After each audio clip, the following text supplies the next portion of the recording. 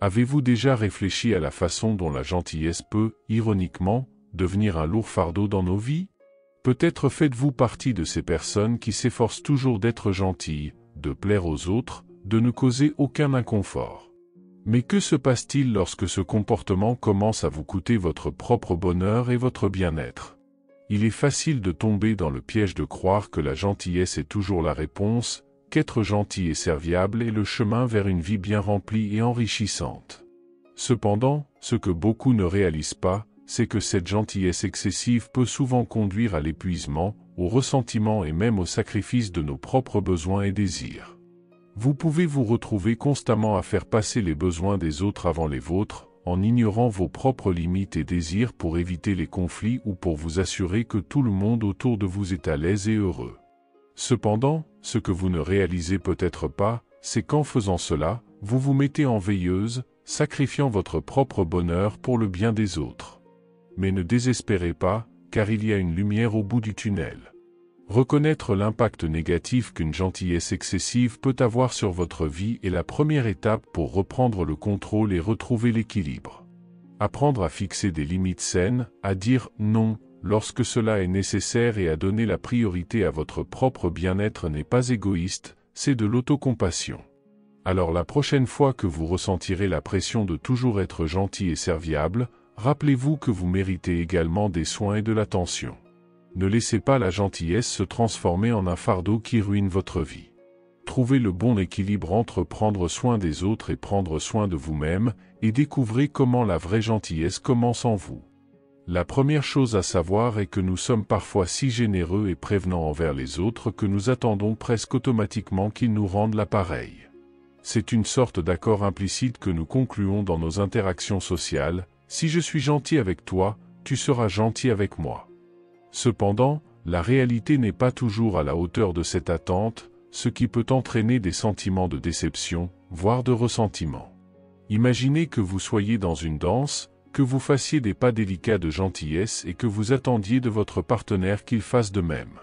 Mais il arrive que votre partenaire ne suive pas le rythme que vous attendiez, ce qui peut vous déstabiliser. En effet, chacun a son propre rythme dans la danse de la vie, et il n'est pas toujours synchronisé avec le nôtre. Le nœud du problème réside dans nos propres attentes. Lorsque nous agissons avec générosité et considération, nous le faisons souvent sans rien attendre en retour. Notre motivation est sincère, nous cherchons à aider et à faire du bien aux autres simplement parce que nous pensons que c'est la bonne chose à faire.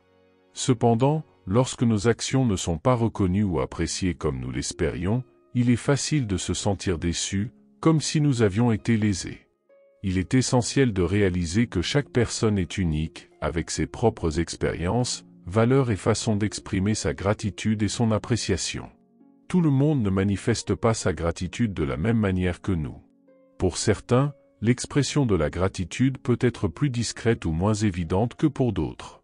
Cela ne signifie pas qu'ils n'apprécient pas ce que nous faisons pour eux, mais simplement qu'ils ont des manières différentes de le montrer. L'important est donc d'apprendre à danser au rythme de chacun, sans s'attendre à ce que tout le monde suive exactement le même rythme que vous. Il peut s'agir d'un tango passionné ou d'une valse douce. Chaque danse est unique et spéciale à sa manière, et c'est ce qui rend la vie si intéressante. L'importance d'accepter les choses telles qu'elles sont et de ne pas attendre des autres qu'ils agissent de la même manière que nous. Cela ne signifie pas que nous devons cesser d'être gentils et serviables. Au contraire, cela signifie que nous devons reconnaître que nos actions ont une valeur intrinsèque, indépendamment de la façon dont elles sont reçues par les autres. La gentillesse est en soi une vertu qui enrichit notre vie et celle de ceux qui nous entourent. Accepter les choses telles qu'elles sont nous permet de nous libérer du poids des attentes insatisfaites et de trouver une source plus profonde de satisfaction et d'épanouissement personnel. En agissant avec gentillesse sans attendre de récompense ou de reconnaissance extérieure, nous cultivons une véritable gratitude pour avoir contribué positivement au monde qui nous entoure. En résumé, être trop gentil peut conduire à la déception lorsque les autres ne nous rendent pas l'appareil. Cependant, en acceptant les choses telles qu'elles sont et en agissant avec gentillesse sans attente, nous pouvons trouver une source plus profonde de satisfaction et d'épanouissement personnel. C'est comme si nous dansions au rythme de la vie, en appréciant chaque pas, quelle que soit la personne qui se trouve sur la piste de danse avec nous. Deuxième leçon, lorsque nous nous consacrons beaucoup aux autres, il est normal d'attendre un équilibre dans les échanges. Mais parfois, nous finissons par être tellement généreux que les autres en viennent à l'attendre tout le temps, sans penser à nos limites ou à nos besoins. Imagine que tu aies une baguette magique qui peut réaliser tous les souhaits de tes amis. C'est super sympa de ta part, mais si tu l'utilises trop souvent, il pourrait s'habituer à l'avoir toujours sous la main, sans se soucier de ce que tu ressens ou de ce dont tu as besoin. Ça crée un cercle vicieux où tu te sens obligé de donner encore plus, même lorsque tu es déjà submergé, ce qui peut avoir un impact négatif sur ta santé mentale et émotionnelle. Le fait de fixer des limites claires et de communiquer nos besoins avec assurance peut contribuer à éviter ce déséquilibre dans les attentes de réciprocité. En fixant des limites saines, nous nous protégeons, nous-mêmes et nos relations, des dangers d'un déséquilibre malsain. En plus, ça apprend aux autres comment nous traiter, favorisant ainsi des relations plus équilibrées et respectueuses. Cependant, il peut être difficile de fixer des limites, surtout si nous avons l'habitude de donner la priorité aux autres. Il est important de se rappeler que dire non ne fait pas de nous des égoïstes, mais plutôt des personnes qui se respectent. C'est un peu comme apprendre à dire non à un bonbon quand on a déjà eu trop de sucreries. Ça demande du courage, mais c'est crucial pour notre bien-être à long terme. En bref, il est essentiel de trouver un équilibre entre l'attention portée aux autres et l'attention portée à soi-même, même si cela implique de dire non de temps en temps. Cela nous permet de cultiver des relations plus saines et plus équilibrées, tant avec nous-mêmes qu'avec les autres. Et si tu as aimé cette leçon, assure-toi de rejoindre notre communauté en t'abonnant à la chaîne pour ne pas manquer les prochaines vidéos comme celle-ci, que nous publions chaque semaine. Maintenant, passons à la troisième erreur dont nous allons parler, la négligence de nos propres objectifs personnels et comment cela peut affecter notre bien-être en favorisant le bien-être des autres. Passons maintenant à la leçon numéro 2, mais d'abord un avertissement. Les derniers sujets risquent de vous bouleverser et ce sont les plus importants, alors regardez jusqu'à la fin. Lorsque nous donnons constamment la priorité aux besoins et aux désirs des autres au détriment de nos propres objectifs, nous pouvons finir par négliger des aspects essentiels de la prise en charge de soi et de la recherche de notre propre identité. Cela peut se produire lorsque nous nous consacrons excessivement aux autres, que ce soit dans nos relations personnelles ou professionnelles, et que nous finissons par négliger nos propres rêves et aspirations. Imagine que tu as un sac magique où tu mets toujours les souhaits des autres avant les tiens. C'est super gentil de ta part, mais si tu fais ça tout le temps, tu risques d'oublier ce que toi-même tu veux vraiment. C'est comme si tu mettais ton bonheur de côté pour faire briller celui des autres, mais toi, tu restes dans l'ombre. Négliger nos propres objectifs peut faire grandir en nous des sentiments pas très chouettes, comme de la frustration et un sentiment de vide. C'est comme si tu avais oublié la recette de ton gâteau préféré. Tu sais qu'il manque quelque chose, mais tu n'arrives pas à mettre le doigt dessus. Il est important de reconnaître l'importance de trouver un équilibre entre le soin des autres et le soin de soi.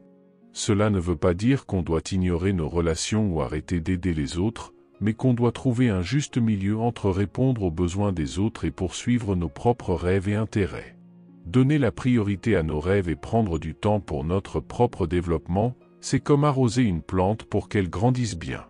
Ça nourrit notre propre identité et nous donne un sentiment de fierté et de satisfaction, comme quand tu réussis à construire un château de sable parfait à la plage.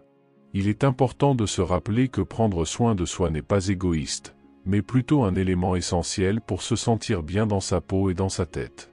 En trouvant un bon équilibre entre prendre soin des autres et prendre soin de soi, on peut créer des relations plus sincères et épanouissantes et mener une vie plus heureuse et pleine de sens. Négliger nos propres rêves au profit de ceux des autres peut nous faire perdre de vue qui on est vraiment, et ça peut nous rendre tristes et insatisfaits. C'est pour ça qu'il est important de trouver un juste équilibre entre s'occuper des autres et s'occuper de soi, pour vivre une vie plus authentique et épanouissante. Mise en garde numéro 4, on a l'impression qu'un croque-mitaine rôde autour de nous. Saviez-vous que parfois, lorsque nous aidons tout le monde sans arrêt, les gens peuvent penser que nous sommes comme un punching ball ? C'est vrai. Ils peuvent penser qu'ils peuvent tout nous demander en permanence, sans se demander si nous n'avons pas aussi besoin d'un peu de repos. Imaginez que nous sommes comme des super-héros qui ne s'arrêtent jamais. Nous sauvons la situation en permanence, sans prendre une seule minute pour recharger nos batteries. Ça a l'air sympa, non? Mais en réalité, cela peut nous fatiguer énormément et amener certaines personnes à ne pas nous respecter autant qu'elles le devraient. C'est comme si nous avions un signe invisible sur le front qui dit « Je suis là pour tout, toujours ». Et certaines personnes voient ce petit signe et pensent qu'elles peuvent nous exploiter en nous demandant des choses sans arrêt, sans se soucier de ce que nous ressentons. Vous savez quand vous prêtez vos jouets à un ami et qu'il ne vous les rend jamais? C'est un peu la même chose. Si nous ne fixons pas de limites claires et ne disons pas quand ça suffit, les gens peuvent commencer à nous considérer comme un tapis et nous marcher dessus sans pitié. Mais aider les autres n'est pas une faiblesse, d'accord? Le problème, c'est lorsque nous ne fixons pas de limites et que nous ne prenons pas soin de nous-mêmes. Les gens peuvent alors penser que nous n'avons pas assez d'estime pour nous-mêmes.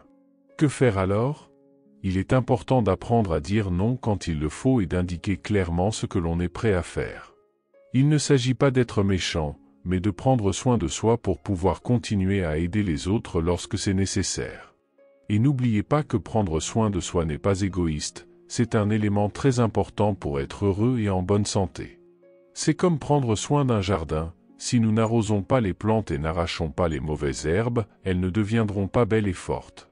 La prochaine fois que nous nous sentirons dépassés ou que nous aurons l'impression d'être utilisés, il sera temps de nous arrêter et de réfléchir à la manière dont nous pouvons fixer des limites saines et prendre soin de nous-mêmes. Ainsi, nous attirerons des personnes qui nous apprécient vraiment et nous serons beaucoup plus forts.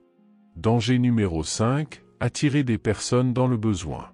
Une trop grande gentillesse peut attirer des personnes qui ont toujours besoin d'aide, mais qui ne sont pas vraiment intéressées à en donner en retour. Nous pouvons alors nous sentir fatigués et insatisfaits. Imagine que tu possèdes une baguette magique qui peut réaliser tous les souhaits de tes amis. C'est super sympa de ta part, mais si tu l'utilises trop souvent, il pourrait s'habituer à l'avoir toujours sous la main, sans se soucier de ce que tu ressens ou de ce dont tu as besoin. Il pourrait même finir par te considérer comme une sorte de super-héros de la gentillesse, toujours là pour sauver la journée, mais sans jamais penser à te rendre l'appareil. Lorsque nous sommes trop gentils et que nous aidons toujours les autres, certaines personnes peuvent s'en rendre compte et commencer à trop dépendre de nous. Elles peuvent demander de l'aide en permanence, mais ne sont pas vraiment intéressées à nous aider lorsque nous en avons besoin. C'est comme si elles utilisaient notre gentillesse comme une ressource gratuite, sans jamais penser à nous renvoyer l'ascenseur. Ces personnes peuvent profiter de notre générosité et nous laisser émotionnellement exsangues. C'est comme si nous étions toujours en train de donner, mais que nous ne recevions jamais rien en retour. Ça peut être super épuisant et décourageant, comme si tu te retrouvais dans une course sans fin où tu donnes toujours plus, mais tu n'arrives jamais à te sentir rassasié. Parfois, ces personnes peuvent même nous manipuler pour obtenir ce qu'elles veulent, car elles savent que nous sommes toujours prêts à les aider. Elles peuvent nous demander des faveurs ou nous faire sentir coupables si nous disons non. C'est un peu comme si elles savaient comment appuyer sur les boutons de notre gentillesse pour obtenir ce qu'elles veulent, même si ça signifie nous laisser à sec émotionnellement. Pour éviter cela, il est important de fixer des limites saines et d'apprendre à dire non quand il le faut. Imagine que tu as une pancarte invisible au-dessus de ta tête qui dit « Service gratuit 24 juillet ». Parfois, il faut savoir la mettre en veille et dire non quand tu sais que tu es déjà à bout. Il est également important de faire attention à la façon dont nous nous sentons après avoir aidé quelqu'un. Si nous nous sentons constamment fatigués ou découragés, c'est peut-être le signe que nous devons repenser nos relations et fixer des limites plus claires.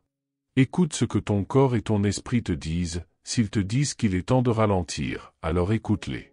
En fixant des limites saines et en apprenant à dire non lorsque c'est nécessaire, nous pouvons protéger notre énergie et nous sentir plus satisfaits de nos interactions avec les autres. Cela nous aidera à attirer des personnes qui apprécient notre générosité authentique et qui sont prêtes à rendre l'appareil lorsque c'est nécessaire. C'est un peu comme si tu installais une sorte de filtre magique qui attire les bonnes personnes dans ta vie, celles qui sont là pour toi autant que tu es là pour elles. Erreur numéro 6, risque de dépendance. Aider trop souvent peut conduire à un comportement addictif, où l'on cherche à se satisfaire d'une validation extérieure et d'une assistance constante. Imagine que tu aies une baguette magique qui peut réaliser tous les souhaits de tes amis. Au début, c'est super de voir leur visage s'illuminer quand tu les aides. Mais au fil du temps, tu commences à te sentir bien quand ils te disent à quel point tu es généreux et serviable. C'est comme si tu recevais une récompense chaque fois que tu les aides, et tu veux toujours plus de cette sensation. Avec le temps, ce besoin d'être perçu comme généreux ou serviable peut devenir une sorte d'addiction, où nous recherchons constamment une validation externe et nous sentons insatisfaits si nous n'aidons pas quelqu'un. C'est comme si tu avais besoin d'une dose régulière de compliments et de remerciements pour te sentir bien dans ta peau. Ce type de comportement peut nous amener à négliger nos propres besoins et limites, en donnant toujours la priorité aux autres. Nous pouvons finir par nous sentir épuisés et dévalorisés, mais nous continuons à rechercher une validation externe en aidant constamment les autres. C'est comme si tu te retrouvais dans un cercle vicieux où tu te sens obligé d'aider pour te sentir bien, mais plus tu aides, plus tu te sens vidé. Pour éviter ce genre de piège, il est important de reconnaître l'importance de prendre soin de soi et de se fixer des limites saines. Ça veut dire savoir dire non quand tu sais que tu es déjà à bout, même si ça signifie que tu ne recevras pas un flot de remerciements en retour. C'est comme poser une limite autour de toi pour protéger ton énergie et ton bien-être. Il est également utile de trouver d'autres sources de satisfaction et d'épanouissement que l'aide aux autres. Ça peut être des hobbies qui te passionnent, des intérêts personnels ou des relations saines où tu te sens apprécié pour qui tu es, pas seulement pour ce que tu fais pour les autres. En conciliant notre besoin d'aider les autres et de prendre soin de nous-mêmes, nous pouvons éviter de développer des comportements addictifs et trouver un sentiment plus durable de bonheur et d'épanouissement dans notre vie. C'est comme équilibrer un jonglage, tu as besoin de prendre soin de toutes les balles, pas seulement de celles que tu lances en l'air pour les autres. Problème 7. Mauvaise interprétation de la gentillesse.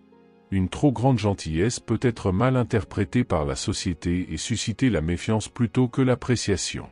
Imagine que tu sois un super-héros de la gentillesse, toujours prêt à aider les autres. Mais parfois, au lieu de te remercier, les gens se mettent à se demander pourquoi tu es si gentil. Ils commencent à se poser des questions, est-ce qu'il a quelque chose à cacher, ou est-ce qu'il veut quelque chose en retour? C'est comme si ta gentillesse était vue comme une sorte de super-pouvoir suspect. En effet, nous vivons malheureusement dans une société où tout le monde ne croit pas en l'authenticité des personnes. Il y a des gens qui pensent que personne n'est si gentil sans avoir une arrière-pensée cachée. C'est comme si le monde était devenu tellement méfiant qu'il ne pouvait pas accepter qu'il puisse y avoir des gens vraiment bons, sans aucune autre intention que d'aider les autres. Cette méfiance peut conduire à un manque d'appréciation de nos bonnes actions et même à ce que les gens se détournent de nous. Ils peuvent hésiter à accepter notre aide ou même nous éviter, pensant que nous essayons de les manipuler d'une manière ou d'une autre.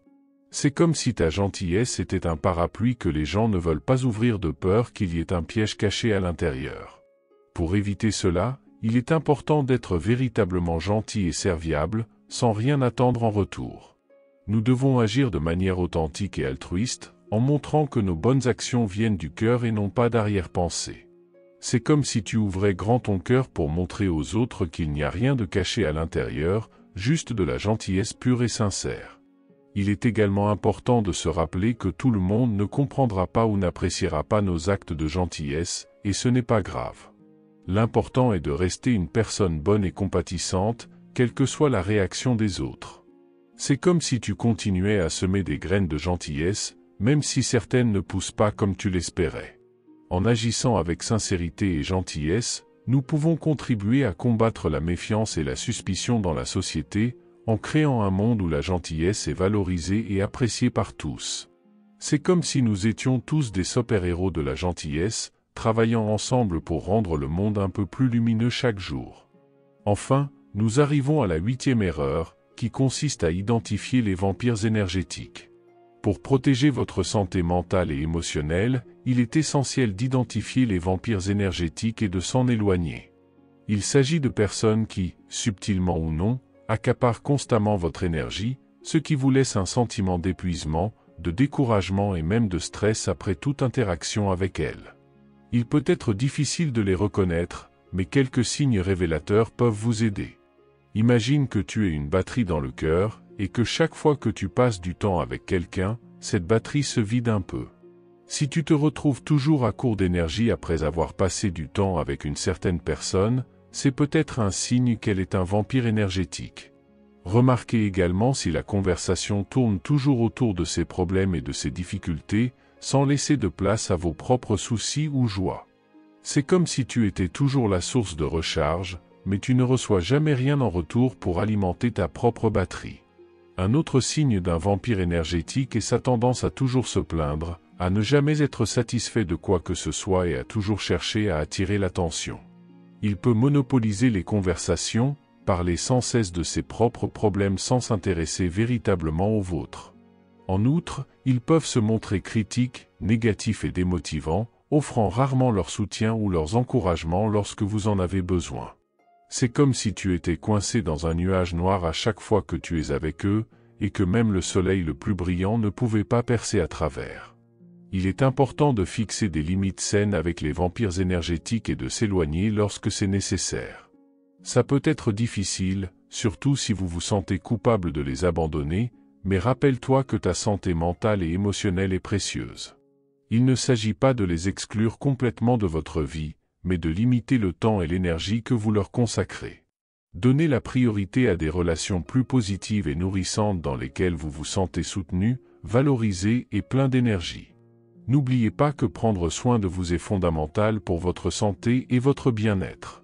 N'ayez pas peur de vous éloigner des personnes qui vous drainent constamment de l'énergie. Votre santé mentale et émotionnelle est précieuse et mérite d'être protégée. C'est comme si tu prenais soin de ton propre jardin intérieur, en enlevant les mauvaises herbes pour laisser place à des fleurs qui peuvent s'épanouir pleinement.